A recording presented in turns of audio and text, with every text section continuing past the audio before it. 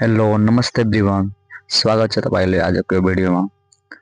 आज हामी एउटा फेरि नयाँ भिडियो लिएर उपस्थित भइसकेका छौं।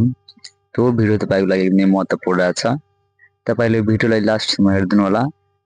तपाईले भिडियोलाई लास्टसम्म हेर्नु तपाईलाई एकदमै फाइदा हुने गर्छ। यदि तपाईले च्यानलमा नयाँ हुनुहुन्छ भने सब्स्क्राइब गर्न नबिर्सनु होला। जसले लोकसेवाको तयारी गर्दै हुनुहुन्छ उहाँको लागि यो भिडियो एकदमै स्पेशल छ। के बुझ्नु भने यो भिडियोमा तपाईले लोकसेवा सम्बन्धी एकदमै महत्त्वपूर्ण प्रश्नहरु रहेछन् जीके खाले। तपाईले लास्टसम्म हेर्नुपर्छ। तपाईले लास्टमा तपाईले हेर्नु तपाईलाई एकदमै फाइदा हुने गर्छ है। अब म हजुरको बढी समय नलिएर भिडियोतिर लाग्छौं। तपाईले हेर्न सक्नुहुन्छ हाम्रो पहिलो प्रश्न रहेछ एकदमै महत्त्वपूर्ण। एक नम्बरमा छ सबैभन्दा लामो दिन कुन हो भनेको एकदमै महत्त्वपूर्ण छ। यो भनेको हाम्रो जहिले पनि सुन्ने काम गर्छ। यसमा रहेछ यसको राइट आन्सर कुन रहेछ भनेको 21 जुन। त्यसैगरी हाम्रो अर्को प्रश्न रहेछ प्रश्न नम्बर 2 दिन र रात बराबर हुने दिनलाई के भनिन्छ? एकदमै महत्त्वपूर्ण छ यो पनि।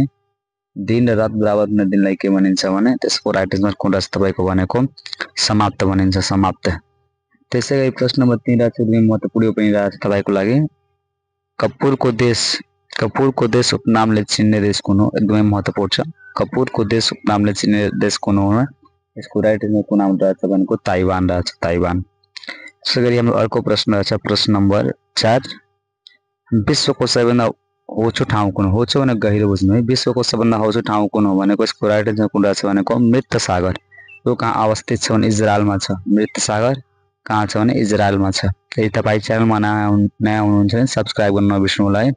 किनभने जुनसुकै यदि भिडियो अपलोड गर्छन् सबभन्दा पहिला नोटिफिकेसन तपाई कहाँ जान्छ तपाईले सजिलै हेर्न सक्नुहुन्छ। यसैगरी हाम्रो अर्को प्रश्न रहेछ 5 नम्बरको एकदमै महत्त्वपूर्ण छ यो पनि तपाईको लागि।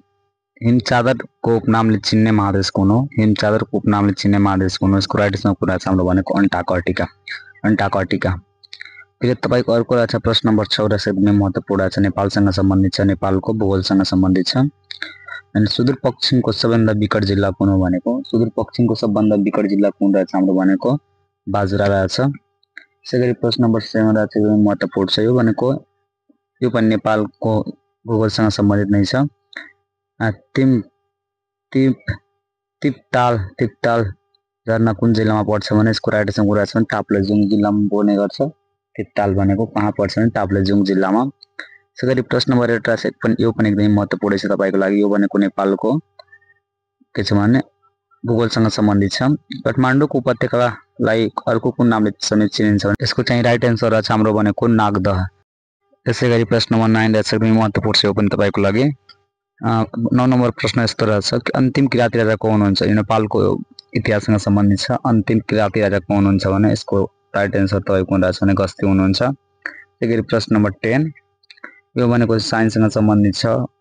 फादर अफ केमिस्ट्री को हुनु भनेको is also known as the father of chemistry. यसको राइट आन्सर को हुनुहुन्छ भनेको रोबर्ट बोयली हुनुहुन्छ फादर अफ केमिस्ट्री। त्यसैगरी यसै अर्को प्रश्न रहेछ प्रश्न नम्बर 11 एकदमै महत्त्वपूर्ण पनि रहेछ तपाईको लागि। सबैभन्दा बढी अक्सिजन दिने बिरुवा कुन हो भने यसको राइट आन्सर तपाईको रहेछ पिपल रहेछ।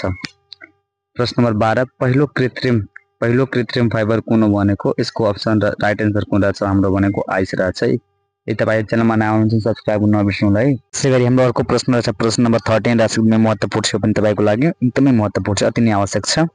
प्रश्न नम्बर 13 रहेछ गुन्द्रुक बनाउने ब्याक्टेरिया कुन हो भनेको गुन्द्रुक बनाउने ब्याक्टेरिया कुन हो भनेको यसको राइट आन्सर तपाईको कुन रहेछ भने ल्याक्टोबेसिलस। त्यसैगरी तपाईको अर्को प्रश्न रहेछ प्रश्न नम्बर 14 यानी 14 हाडमा कति प्रतिशत पानी पाइन्छ भने हाडमा कति प्रतिशत पानी हुन्छ यो भनेको हाम्रो स्वास्थ्यसँग सम्बन्धित छ। यसको राइट आन्सर कुन रहेछ भनेको 20% रहेछ। हाडमा हाम्रो भनेको 20% पानी हुन्छ। त्यसैगरी प्रश्न 15 रहेछ हाइड्रोजन पत्ता लगाउने वैज्ञानिक को हुनुहुन्छ भनेको हाइड्रोजन पत्ता लगाउने वैज्ञानिक को हुनुहुन्छ भने हेनरी केभेन्डिस हुनुहुन्छ। यसैगरी तपाईले हेर्न सक्नुहुन्छ अर्को प्रश्न छ प्रश्न नम्बर लास्ट एन्ड 16 नम्बर संयुक्त राष्ट्र संघको स्थापना कहिले भएको? एकदमै महत्त्वपूर्ण छ है। संयुक्त राष्ट्र संघको स्थापना कहिले भएको भने 1945 अक्टोबर 24 मा। सन् 1945 अक्टोबर 24 मा। धन्यवाद। तपाईले भिडियोलाई लास्टसम्म हेर्नुभयो भने तपाईले लास्टसम्म हेर्नु तपाईले एकदमै फाइदा हुनुहुन्छ जो लोकसेवा तयारी गर्दै हुनुहुन्छ। किनभने यो भिडियोमा हामीले लोकसेवा सम्बन्धित केही महत्त्वपूर्ण प्रश्न लिएर आएको थियौँ। यदि तपाईलाई बुझ्नु तपाईलाई एकदमै सजिलो हुने गर्छ है। त्यही तपाईँ च्यानलमा नयाँ हुनुहुन्छ सब्स्क्राइब गर्न नबिर्सनु होला। किनभने तपाईले सब्स्क्राइब गर्नुहुन्छ भने जुनसुकै भिडियो अपलोड गर्छु सबभन्दा पहिला नोटिफिकेसन तपाईँ कहाँ जान्छ अनि तपाईले सजिलै हेर्न सक्नुहुन्छ। तपाईले एकदमै फाइदा हुने गर्छ। साथसाथै तपाईले के गर्नु भनेको आफ्नो साथीलाई पनि शेयर गर्न सक्नुहुन्छ किनभने उहाँहरू पनि तयारी गर्दै हुनुभयो होला। तपाईँले सेयर गर्नुहुन्छ, उहाँलाई नि फाइदा हुने गर्छ। धन्यवाद। हामी भेटौँला अघिल्लो भिडियोमा।